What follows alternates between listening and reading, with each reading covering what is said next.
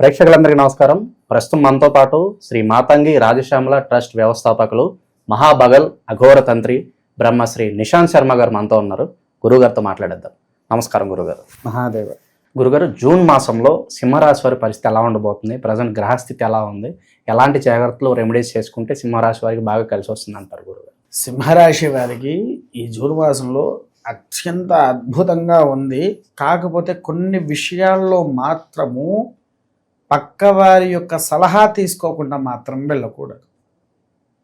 ఎందుకు అనంటే వీరికి అనుకున్నంత ఆదాయం ఉండదు. ఆర్థిక సమస్యల్లో విపరీతమైన ఖర్చులు పెరుగుతాయి. అప్పులు కూడా కుప్పల కింద మారుతూ ఉంటాయి. వీళ్ళకేంటి అని అంటే ఎక్కువగా సింహరాశి సింహం లెక్క ఉంటామేమో అని అనుకుంటారు, కానీ వాళ్ళంత మెత్తడి మనసు ఇంకెవరికి ఉండదు. చాలా మెత్తడి మనసు ఉంటుంది వారికి, సింహరాశి వారికి. అయితే ఇక్కడ ఇంకో విషయం ఏంటంటే, మీకు ఎవరైనా వస్తారు, అబ్బా నాకు ఇలా బాధ వచ్చేసింది, 1,00,000 రూపాయలు అప్పియవా అంటే ఏం ఆలోచించకుండా ఇచ్చేస్తారు. వాడు తిరిగి ఇస్తాడనే నమ్మకం ఉండదు వీళ్ళకు. అంటే నమ్మకంతో ఇస్తారు, తర్వాత అవి రావు వీళ్ళ దగ్గరికి. ఎంత ముతుక్కున్నా కూడా అవి వచ్చే అవకాశం కూడా లేదు. వీళ్ళు ఏ పని చేస్తున్నా ఆచి తూచి అడుగు వేసుకుంటూ పోవాలి. ఎందుకు అనంటే ఈసారి వీళ్ళకు ఉన్నంత ఖర్చు ఏ రాశి వారికి లేదు. దుబారా ఖర్చులు ఎక్కువ అవుతాయి. ఏదైతే వద్దంటామో అదే కావాలి నాకు అని పట్టుదలతో కూడా కూర్చుంటారు. విన్నారా? ఇప్పుడు చిన్న చాక్లెట్ కావాలంటే పర్లేదు కొనియొచ్చు అని అనుకున్నాం, మరి ఆ చాక్లెట్తో వదిలిపెట్టారు. నాకు ఇంకా వేరేది కావాలి, అది కావాలి, ఇది కావాలని అన్నీ తీసుకువచ్చి పెట్టిస్తారు. ముఖ్యంగా భర్తలకు సింహరాశి భార్య ఉంటే గనక ఈసారి వాళ్ళకు పడ్డాయి తిప్పలు. ఏవో గొడవలు అంటారా? గొడవలు కాదు, ఖర్చులు పెట్టిస్తారు భార్య. నాకు అది కావాలి, ఇది కావాలి, ఇవి తీసుకురా, అవి తీసుకురా అని లేనిపోని ఖర్చులన్నీ పెట్టిస్తుంది. పెట్టించిన తర్వాత మళ్ళీ ఏం తెలియదు దాని లెక్క కూర్చొని ఉండాలి. అంటే ఇంకో చిన్న ఎగ్జాంపుల్ చెప్తా. పొరపాటున ఇలా మనం టూర్ పోదామా అని చెప్పేసి అన్నామే అనుకో, ఇప్పుడు నడుస్తున్న ఈ జనరేషన్లో ఉండే ఆడవాళ్ళు ఎలా సీరియస్గా తీసుకుంటారు. మేకప్ కావాలి. అవును, మెయిన్ మేకప్ కావాలి, కొత్త బట్టలు. ఇక వాళ్ళకున్న బట్టలు సరిపోవని చెప్పేసేసి భర్తను బయటికి తీసుకుపోయి లేనిపోని బట్టలన్నీ కొనిపించుకొని తీసుకొని వెళ్తారు. ఇలాంటి దుబారా ఖర్చులు ఎక్కువ పెట్టిస్తారు. దానివల్ల పాపం వాళ్ళకి తెలవకుండా ఒక అప్పులో కూడిపోతూ ఉంటారు. విన్నారా? తర్వాత రెండోది ఏంటి అని అంటే, బంధువులతో చిన్న చిన్న సమస్యల వల్ల అవి పెద్ద గొడవలుగా మారుతాయి. చిన్న చిన్న సమస్యలే పెద్ద గొడవలుగా మారుతాయి. కాకపోతే వీళ్ళకు మనసు సంతోషపడే ముఖ్యమైన ఘట్టాలు ఏవి అని అంటే, పాత మిత్రులు కలిసే అవకాశాలు ఉన్నాయి. పాత మిత్రులు కలిసే అవకాశాలు 100కి 100 ఉన్నాయి. ఆ ఒక్క విషయంలో వీరికి సంతోషము తప్ప మిగిలిన అన్ని విషయాలలో వీరికి చెడు ఫలితాలే బాగా కనిపిస్తాయి. ముఖ్యంగా రాజకీయవేత్తలను ఒకవేళ మోసం చేసేవారు ఎవరైనా ఉన్నారా అంటే వారి ఇంటి వారే అని చెప్పవచ్చు. సింహరాశి వారికి రాజకీయ వ్యవస్థలో ఉండేవారు ఎవరైనా ఉన్నారు అని అంటే, ఒకవేళ వారు దెబ్బతిన్నారు అంటే పాపం వాళ్ళ ఇంటి వాళ్ళు చేస్తున్నారు అనేది ఆ ఇంటి వాళ్ళకు తెలియదు, వీళ్ళకు తెలియదు. అవును. ఒకవేళ పిల్లలు ఉన్నారు, ఆ పిల్లలు ఏం చేస్తారే, మా నాన్న ఎమ్మెల్యే తెలుసా అని వాళ్ళ పరువులు తీసేస్తూ ఉంటారు. ఈ యొక్క విషయంలో పిల్లల్ని జాగ్రత్తగా ఉంచుకోండి.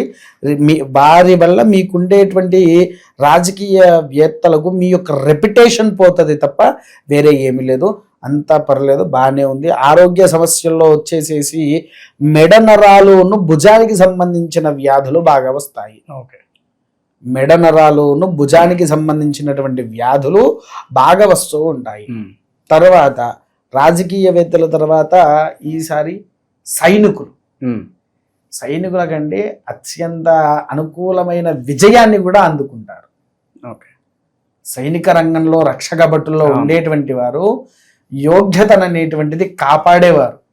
వారికి మాత్రం అనుకూలమైనటువంటి ఫలితాన్ని సింహరాశి వారికి ఈ మాసంలో అందిస్తారు. యుద్ధం జరుగుతుందంటారా పాకిస్తాన్కి యుద్ధానికంటే మనవారు ఏం చేస్తారంటే, యుద్ధం కానియకుండా దాన్ని ఎలా కట్టడి చేయాలో తెలిసి వారి యొక్క తెలివితో దాన్ని కట్టడి చేపిస్తారు. పాకిస్తాన్కి మనకు యుద్ధం జరగాలంటే ఇంకా సమయం పడుతుంది. కాకపోతే నీరుకి ఒక ఆనకట్ట వేయాలి. ప్రవహించే నీరుకి ఆనకట్ట వేస్తే ఏమైపోతుంది? ప్రవహించకుండా ఆగిపోతుంది. అలాంటి ఆనకట్టలు వేస్తారు మన సైనికులు. సైనిక రంగానికి జోహార్లు చెప్పే మాసమే ఈ జూన్ మాసం. విన్నారా? తర్వాత రెండవది వచ్చేసేసి విద్యార్థులకి ఏంటి అంటే వారికి అనుకూలమైనటువంటి పరిస్థితి రాదు.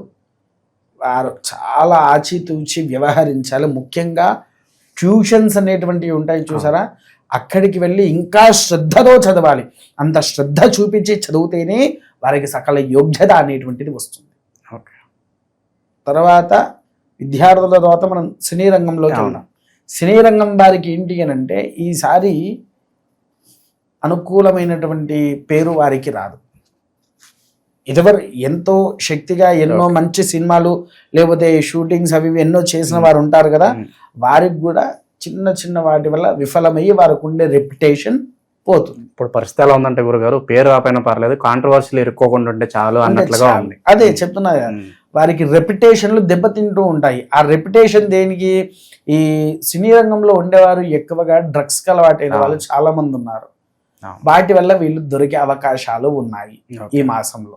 తర్వాత ఇంకొకటి కూడా ఏంటి అని అంటే ఆ డ్రగ్స్ అనేది కాకుండా ఇప్పుడు రీసెంట్ గా కొంతమంది బెట్టింగ్ యాప్ లో దొరికారు.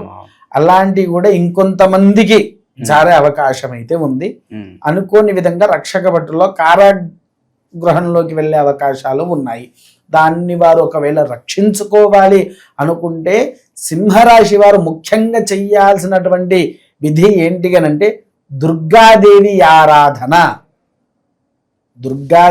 ఆరాధన చేయడం వలన వారికి అత్యంత అద్భుతమైన ఫలితాలు వస్తాయి. దుర్గాదేవితో పాటు రాజశ్యామలాదేవి యొక్క అనుగ్రహాన్ని పొందేటట్టుగా రాజశ్యామలాదేవి ఆలయం ఎక్కడుంటే అక్కడికి వెళ్ళేసి ఆ అమ్మవారి యొక్క అనుగ్రహాన్ని పొందండి. అనుగ్రహాన్ని పొందిన తర్వాత వారికి కావాల్సినటువంటి ఏదైనా అనుకూలంగా జరుగుతూ ఉంటాయి. అలా ఒక్కటి ఆచరించండి, సకల యోగాలు కూడా వారి యందున విరధిల్లుతూ ఉంటారు. తర్వాత వచ్చేసేసి ఏంటి అని అంటే ఈ సినీ రంగంలో ఉండేవారు కేవలం ఒక రాజశ్యామల దుర్గాదేవి అనే కాకుండా వారు ఏమి చెయ్యాలి అని అంటే నృసింహస్వామి ఆలయానికి వెళ్ళాలి. నరసింహస్వామి వారు తెలుసు కదా, మన దగ్గరలో ఉన్న యాదగిరి గుట్ట కావచ్చు, లేకపోతే ఈ చుట్టుపక్కల ప్రాంతంలో ఇంకా ఎక్కడ ఉన్నా నరసింహస్వామి ఆలయానికి వెళ్ళినా వారికి అనుకూలమైనటువంటి పరిస్థితి దొరుకుతూ ఉంటుంది. గురుగారు, మేము ఏమన్నా వ్యాపారాలు పెట్టాలండి, దేనిలో పెడితే బాగుంటుందంటే ఏం చెప్తారు వీళ్ళకి? సింహరాశి వారు ఇప్పుడు ఎటువంటి వ్యాపారాలను ప్రారంభించకండి, అనుకూలమైనగా ఉండదు. ఎందుకంటే ఈ విశ్వావసునామ సంవత్సరంలో వారికి ఆదాయం కంటే ఖర్చులు ఎక్కువ. మీరు లేనిపోని వ్యాపారాలు పెట్టారే అనుకోండి, నిండా సముద్రంలో మునిగినట్టే అవుతారు. దయచేసి ఎటువంటి వ్యాపారాలు కూడా ప్రారంభం చేయకండి. కేవలం మీకున్న వాటితోనే సర్ది పెట్టుకోండి ఈ యొక్క సంవత్సరము. తర్వాత వచ్చే సంవత్సరంలో ఏదైతే ఉంటుందో అప్పుడు చూద్దాము. ఇప్పుడు ఎటువంటి వ్యాపారంలోకి కూడా అడుగుపెట్టి మీరు ఆతాళానికి వెళ్లకుండా ఉండాలని కోరుతూ ఉన్నా. గురుగారు, ఇంకా ప్రజెంట్ ఉన్న గ్రహస్థితి బట్టి ఇంకేదన్నా రెమెడీస్ చేసుకుంటే వీళ్ళకి బాగుంటుందంటారు? మీరు 2 యాగాలు అయితే చెప్పారు, వాటితో పాటు విశేషంగా ఇంకేదన్నా రెమెడీస్ అన్న అవసరం అంటారా వీళ్ళకి? ఒకవేళ చేసుకోవాలి అని అనుకుంటే ఇంట్లో చండీ యాగాన్ని చేపించమనండి. ఇంకా ఏదైనా ఉంటే కనుక వారికి ఇంకా మనసుకి వారికి తగిన ఫలితం రాకపోతే చండీ యాగము చేపిస్తే మంచి ఫలితం అనేటువంటిది లభిస్తుంది వారికి. దానివల్ల సకలంగా అనుకూలంగా వారికి అన్ని రకాలుగా వర్తిస్తుంది. ఎందుకనంటే అమ్మలను కన్నా అమ్మ చండీ పరదేవత. ఆ అమ్మవారి యొక్క యాగం ఇంట్లో జరిగిందనుకోండి, దరిద్రాలు తొలగుతాయి మనకు.